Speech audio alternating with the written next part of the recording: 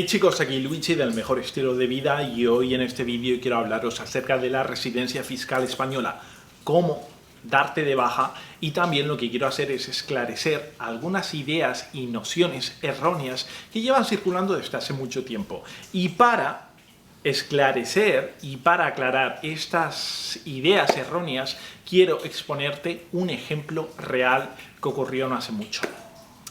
Para darte de baja como residente fiscal español tienes que presentar el modelo 30 en una agencia tributaria. Esto lo puedes hacer online también. Y también, además del modelo 30, debes de adjuntar tu certificado de residencia fiscal de otro país. ¿Vale? Esto, en general, solamente suele ocurrir en España. En países como Alemania es suficiente con no pasar más de 183 días al año en el territorio alemán.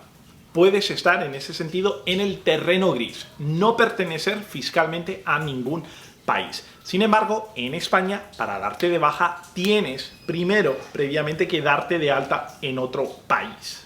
¿Vale? De lo contrario, cualquier ausencia del territorio español más de 183 días al año se considera ausencia esporádica. Ahora, hay muchas nociones erróneas alrededor de la residencia fiscal. Hay personas que piensan que para no ser residente fiscal en España debes, por la fuerza, de pasar más de 6 meses en el país en el cual plantas la bandera de la residencia fiscal, ya sea Mónaco, Suiza o Andorra. Y esto no es así a menos que el programa de residencia por el cual te has acogido te exija o tenga entre los requisitos que te quedes por la fuerza en ese país 6 meses o más. Pero generalmente esta normativa suele ser muy laxa y en el peor de los casos te revocan la residencia fiscal. Eso es todo. Pero de cara a España eso no te situará, no te colocará en problemas. De hecho, en un juicio tú lo único que tienes que demostrarle al juez es que no has pasado más de 6 meses dentro del territorio español, a través de facturas, billetes de avión, sellos en el pasaporte. Al juez le da igual dónde hayas transcurrido la mayor parte de tu tiempo. Puedes haber estado 3 meses en Tailandia, 2 meses en Indonesia, 3 meses en Malta, 2 meses en Suiza, pero con tal de que no te pases más de 6 meses al año en España, ya eso no te hace residente fiscal. Además, muy importante también, de que cumplas con los otros 2 requisitos, ¿vale? No tener tu centro de intereses económicos ni tu centro de intereses vitales. ¿Qué es centro de intereses económicos? Pues una empresa, una persona o un agente que esté expandiendo tu empresa, y los centros de intereses vitales se refieren generalmente a un cónyuge o a hijos, ¿vale? No debes de tener ni cónyuge o hijos, ni tampoco tu centro de intereses económicos en el territorio español, además de no vivir más de 183 días al año en España y también plantar la bandera de la residencia fiscal en otro país, ¿vale? Ahora, además de esta noción errónea que circula por ahí, en el cual pues supuestamente tienes que vivir más de 6 meses en el país en el cual plantas la bandera de la residencia fiscal, otra idea errónea es que un inmueble en España te coloca como residente fiscal, y no es así, ¿vale? Hay que estudiar, cada caso es complejo y hay que estudiar la situación particular de cada uno con detenimiento y cuidado. Y para ello voy a exponer el caso del motorista Lorenzo, al que España logró encasquetarle la residencia fiscal hace poco, a pesar de que era los términos generales por los cuales se acogió y usó Hacienda Española para encasquetarle la residencia eran muy injustos. Pero al final Hacienda es como una empresa. Es demasiado tentador para ellos no encasquetarle la residencia fiscal a un ciudadano con un importante patrimonio neto. Y Lorenzo se encontraba en esa situación. Estudiemos el caso de Lorenzo. Lorenzo tenía la residencia fiscal en Suiza, pero por su carrera profesional, durante los últimos 2 o 3 años, no había pasado más de 183 días al año, ni en Suiza ni en España. Y ese es el primer parámetro que se tiene en cuenta cuando España quiere disputarse y conseguir tu residencia fiscal. España, cuando entró por la disputa de la residencia fiscal de Lorenzo, ¿vale? Lo primero en lo que se fija, el primer parámetro, es dónde ha vivido el individuo 183 días al año. Lorenzo no los había pasado en Suiza ni tampoco en España, ¿vale? Esto no le coloca como residente fiscal en España por sí solo, ¿vale? Pero después, como había un empate en esta disputa de residencia fiscal, se pasó al segundo criterio o al segundo parámetro, que es el de la residencia habitual. ¿Dónde tiene Lorenzo su residencia habitual? ¿Dónde tiene Lorenzo una residencia a su disposición?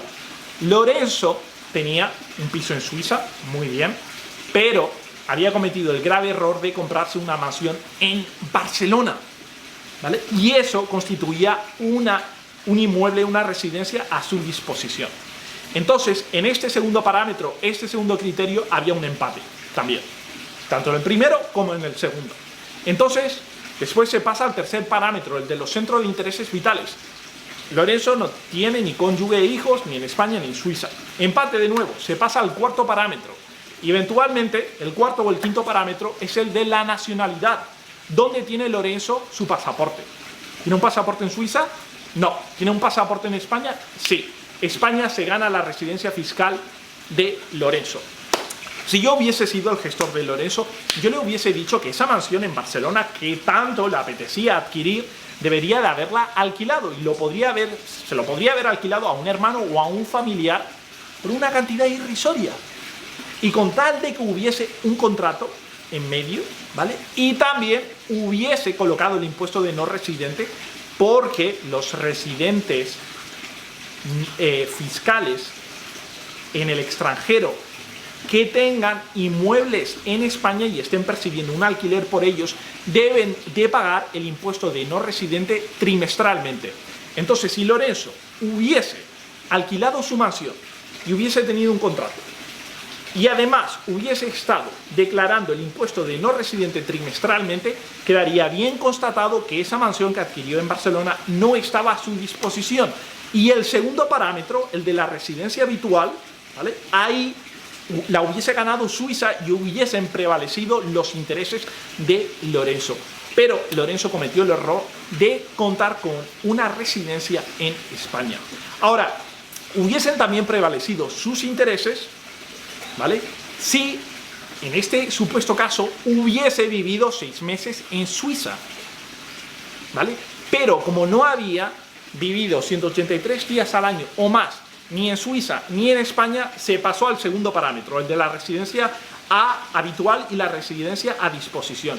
Había un empate en ese parámetro y se pasó eventualmente al criterio de la nacionalidad, donde tiene el individuo un pasaporte. Lorenzo no tenía pasaporte en Suiza, tenía un pasaporte en España. España se ganó su residencia fiscal. Entonces, tú puedes no vivir 183 días al año en España. Y eso en principio es suficiente si te has dado de baja como residente fiscal y no tienes ni tu centro de intereses económicos o vitales. Pero en ese caso es importante de que si tienes un inmueble en España, que lo alquiles, que está alquilado, que no esté a tu disposición. Porque eso, en tu caso, podría colocarte, podría peligrar, ¿vale?, la bandera de la residencia fiscal. Ahora, hay muchos españoles que quieren darse de baja del sistema fiscal español y optan por Andorra, Suiza, Mónaco, y todos estos países tienen requisitos que no son fáciles de cumplir, ¿vale? Pero hay un país en Europa, Malta, que es uno de los lugares más fáciles en donde puedes conseguir una residencia fiscal. De hecho, entre los requisitos que te piden es mostrar un extracto bancario con un balance de 14.000 euros o más. Y en Malta puedes tributar cero, ¿vale? Puedes tributar un 0%, ya que si eres residente no domiciliado en Malta, tienes que declarar únicamente los ingresos que generas dentro del territorio maltés o los ingresos que canalizas al territorio maltés. Por ejemplo, si le haces una transferencia bancaria al propietario al que le tienes el piso alquilado en Malta. Eso es un flujo de capital que has introducido en Malta. Entonces, ese alquiler que le has hecho lo debes de guardar porque al final del año lo vas a tener que declarar en tu renta. Pero los ingresos que generas afuera, es decir, tu renta mundial que generas afuera y que permanece afuera, es decir, que no entra en una cuenta maltesa, no debes de declararlo. Y no solamente eso, sino que tampoco debes de colocarlo, mencionarlo en tu declaración de la renta. Lo único que debes hacer es declarar lo que has introducido dentro de Malta, el flujo de capital que has introducido o los ingresos que has generado dentro del territorio maltés. Además, no cuentan con impuesto de donación o sucesiones ni el impuesto sobre ganancia, lo que se conoce como el Capital Gains Tax. El impuesto de ganancia es un impuesto que generalmente tienes que pagar por la compra y venta de activos como acciones o criptomonedas. El beneficio que obtienes debes de pagar sobre ese beneficio el impuesto de ganancia, lo que se conoce como el Capital Gains Tax. Pues en Malta, si eres residente no domiciliado, lo que quiere decir un residente que cuenta con la nacionalidad de otro país, no te toca tampoco pagar el Capital Gains Tax, el impuesto sobre la ganancia. Esto quiere decir que para las personas que quieran vender sus criptomonedas a fiat, Malta es el mejor lugar en el cual puedes trasladar tu residencia fiscal y por muchos otros motivos, ¿vale? Sin embargo, hay muchas ideas, conceptos, de nuevo, hay muchas ideas, nociones y mitos urbanos alrededor de Malta, como ocurre también con España. Del tipo, si tienes un inmueble en España, eres residente fiscal español. Y no es así, no siempre es así. Si no vives más de 6 meses en otro país, pues al final eres residente fiscal español. No, no es así. En un juicio, tú lo único que tienes que hacer es demostrar que no has vivido más de 6 meses en España. Y ese es el primer parámetro, ¿vale? Pero con tal de que si no has vivido en ningún otro país más de 6 meses y España se quiere disputar tu residencia fiscal, lo único que te hace falta para ganar es no contar con un inmueble en territorio español que no esté a tu disposición, ¿vale? Entonces, bueno, espero que este vídeo os haya ayudado a todos los emprendedores en España que quieren huir de las garras de Hacienda. Si estás interesado en cambiar tu residencia a Malta, por ejemplo, déjame decirte que estoy haciendo sesiones de consulting y puedo ayudarte. Puedo ayudarte a cambiar, a plantar esta bandera de la residencia fiscal, puedo ayudarte a aclarar las dudas, puedo ofrecerte contactos que te ayudarán si quieres hacer este cambio de residencia. Entonces, si estás interesado, contrata una sesión de coaching conmigo por 60 minutos y hablaremos pronto, ¿vale? Un abrazo.